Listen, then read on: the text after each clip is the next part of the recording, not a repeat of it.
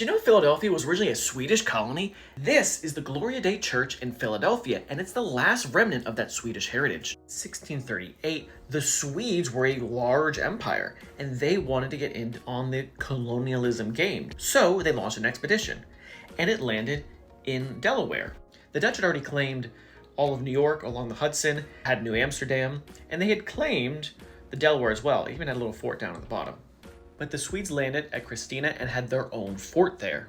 They named the fort after their queen, Christina of Sweden.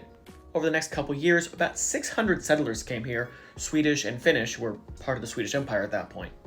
Eventually, the Dutch get sick of the Swedes being in this area because they had claimed it. So they found Port Casimir, right near Fort Christina, just a few miles away.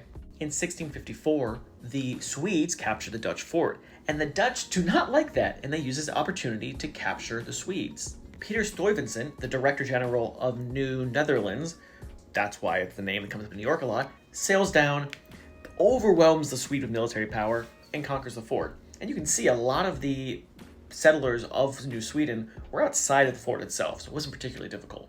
But the Swedes were still in this area, even though they were now under control of the Dutch.